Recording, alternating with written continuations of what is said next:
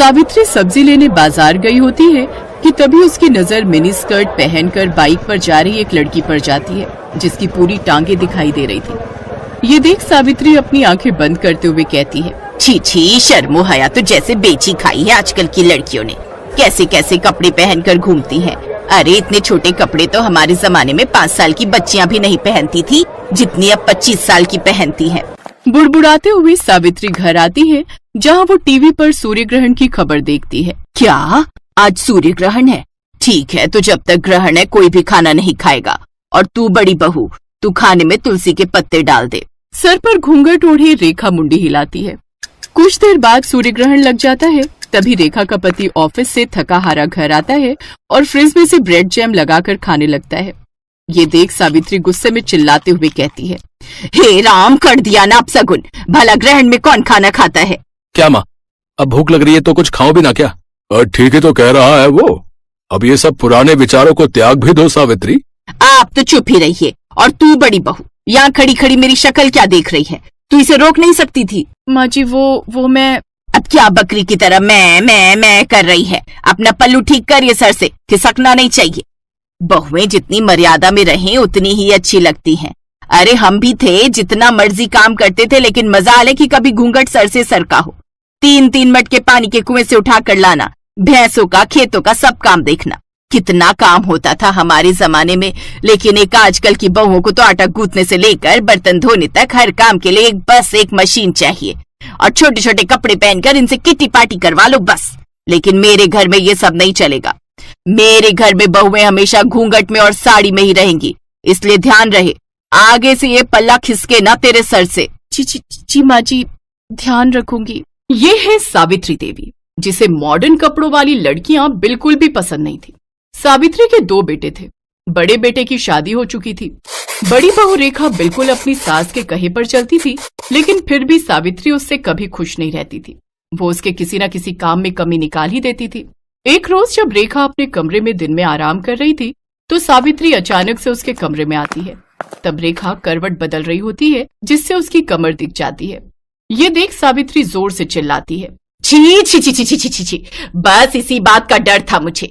सारी शर्मो हया बेच खाई है। माँ जी आप, लेकिन हुआ क्या?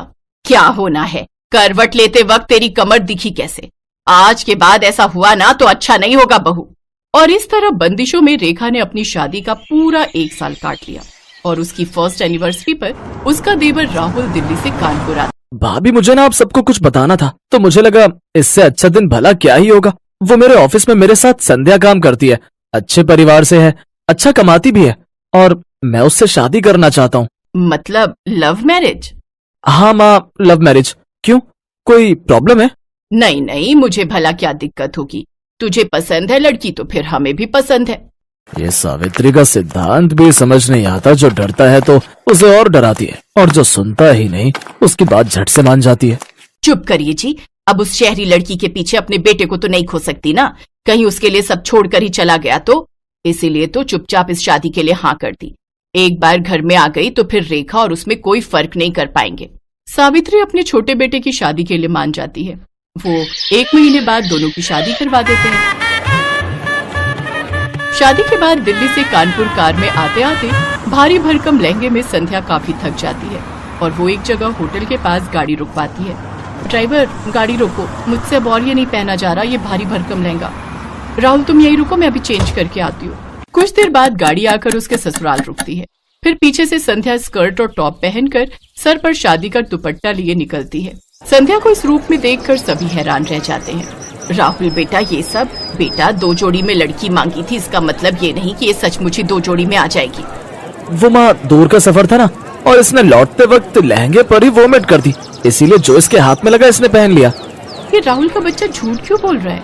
चलो संध्या, माँ के पाँव छुओ। हैं? अरे नहीं, तुम रहने दो।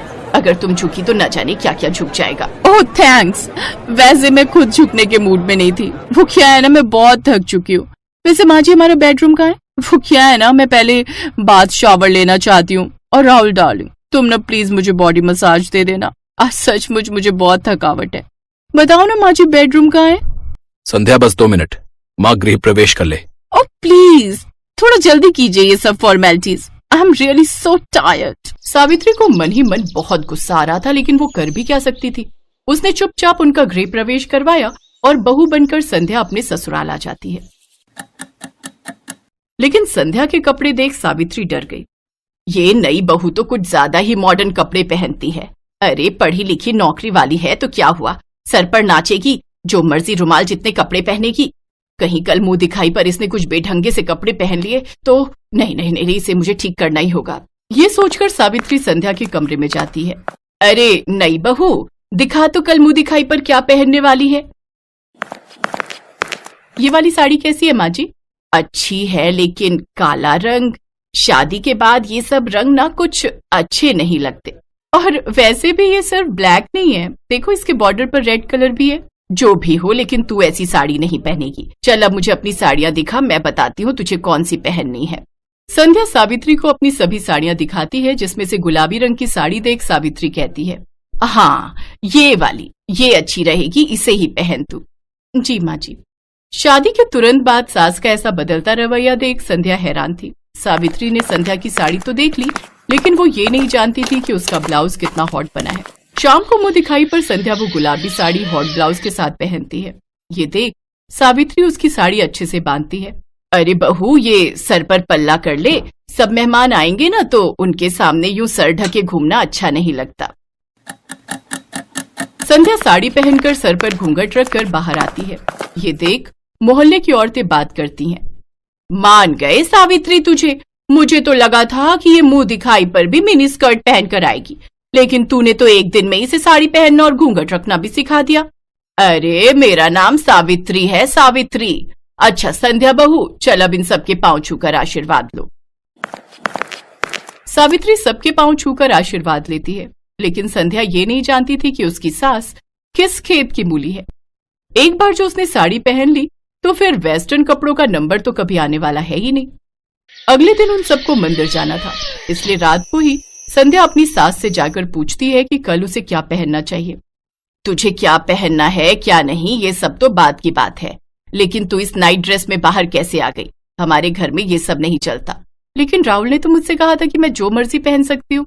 अरे उसे क्या पता इन सब के बारे में, रहा भी है वो इस घर में, बचपन से तो पहले पढ़ाई के लिए हॉस्टल में और फिर नौकरी के चक्कर में बाहर। तू उसकी बीवी है पर बहू मेरी है और इस घर में मेरी ही चलती है। संध्या उदास हो जाती है और वो अपने कमरे में चली जाती है। उसे उदास देख उसकी जेठानी भी उसके पीछे पीछे उसके कमरे में चली जाती है। उदास मत हो संध्या, इस घर का नाम ऐसे ही सावित्री निवास नहीं पड़ा है, यहाँ बस माँ जी की ही चलती है। उनसे पूछे बिना तो मैं खाना तक नहीं बना सकती, तो कपड़े तो दूर की बात है। अब कपड़े चेंज करके साड़ी पहन लो और किचन में आ जाओ। मुझे नहीं लगता अब वो तुम्हें कभी भी वेस्टर्न ड्रेसेस पहनने देंगी। ऐसे कैसे नहीं पहन सकती? अब तो बस हफ्ता भर में ये साड़ी पहनूंगी, उसके बाद बिल्कुल नहीं। एक हफ्ते बाद राहुल संध्या के साथ हनीमून ट्रिप प्लान करता है। सच में संध्या बहुत मजा आएगा, कश्मीर सच में बहुत खूबसूरत है। अच्छा अब तुम पैकिंग कर लो। संध्या अपनी पैकिंग कर लेती है। फिर जब ये बात सावित्री को पता चलती है तो वो संध्या के पास आती है। अच्छा, कश्मीर जाने की तैयारी हो रही है, दिखा तो तूने क्या क्या रखा है वहां पहनने के लिए। वो क्या है ना, ध्यान रखना पड़ता है, कहीं तूने छोटे छोटे कपड़े रख लिए और तुझे सर्दी लग गई तो। वो तो मैं समझ ही गई थी कि बिना मेरे कपड़े चेक किए आप मुझे जाने कहाँ देंगी। संध्या हनीमून के लिए चली जाती है, लेकिन वो वहां जाकर कुछ वेस्टर्न कपड़े खरीद लेती है और अपनी ढेर सारी फोटोज लेती है। लेकिन एक रोज उसकी सास वो फोटोज देख लेती है और वो संध्या पर खूब गुस्सा होती है। लेकिन तभी वहां सावित्री की सास रत्ना आ जाती है, जो काफी बूढ़ी होती है, लेकिन उन्होंने भी टी शर्ट और पैजामा पहना होता है, साथ ही चश्मा भी लगाया होता है। बताओ भला क्या बुराई है इन कपड़ों में? मुझे देखो, मैं क्या इन कपड़ों में बुरी लग रही हूँ क्या? अरे जब मैं गांव में रहकर ऐसे कपड़े पहन सकती हूँ तो फिर मेरे पोते की बहू क्यों नहीं? और तू जानती है आज क्या हुआ? जब मैं रेलवे स्टेशन से लौट रही थी तो साड़ी पहने एक लड़की बाइक पर बैठी थी, उसकी साड़ी बाइक में फंस गई और वो नीचे गिर गई, जिससे उसे थोड़ी चोट आ गई। और वो कोई और नहीं, हमारी बड़ी बहू रेखा है। अभी अस्पताल में भर्ती करवा कर आई हूँ उसे। जमाने के साथ अपनी सोच बदल सावित्री। ये सब बातें सुन सावित्री को अपनी गलती का एहसास होता है और अब वो कभी भी अपनी बहुओं को उनकी मर्जी के कपड़े पहनने से नहीं रोकती।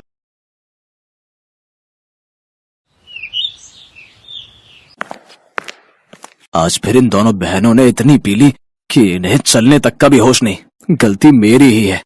बिन माँ की बच्चियों को प्यार देने की चाह में इतना सर चढ़ा लिया कि इनके सही बुरे पर ध्यान ही नहीं दे पाया, और आज नौबत यहाँ तक आ गई है कि ये दोनों पूरी तरह बिगड़ चुकी हैं। अपनी दोनों जवान बेटियों की हरकतों को देखते हुए धनराज सेठ उनके लिए लड़के तलाशने शुरू कर देता है। फिर कुछ दिनों में उनकी शादी अपने बराबर के घराने में कर देता है, जहां उनकी सास राजरानी हाथों में आरती की थाली लिए उनका स्वागत करती है, जिसे देख सुनैना और मलाइका अपने घूंघट को हटाते हुए कहती हैं, ओफो सासू मॉम, अब ये सब तामझाम बंद भी करो। हम ससुराल आई हैं, कोई सरहद पर जंग लड़ने नहीं आई है जो आप ये सब ड्रामे कर रही हैं। ये कहकर दोनों बहनें बिना कलश गिराए ही अपने कमरे में चली जाती हैं। उनका ऐसा व्यवहार देखकर राजरानी और उसके बेटे निखिल और रोहित हैरान रह जाते हैं।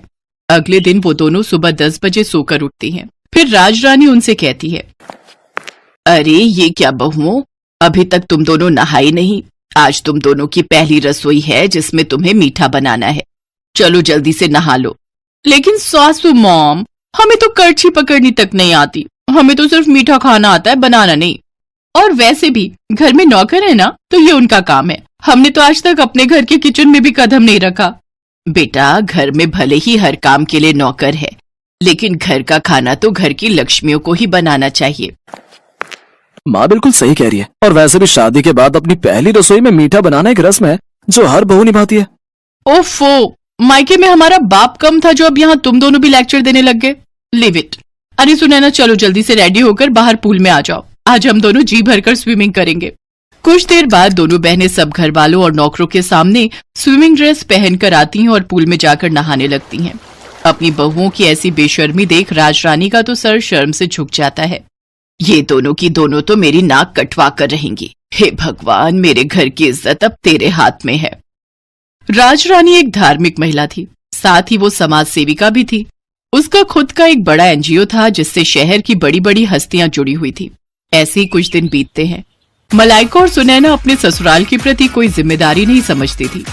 वो दोनों तो बस सारा दिन अपने मेकअप, पार्लर, शॉपिंग और पार्टीज में ही बिजी रहती।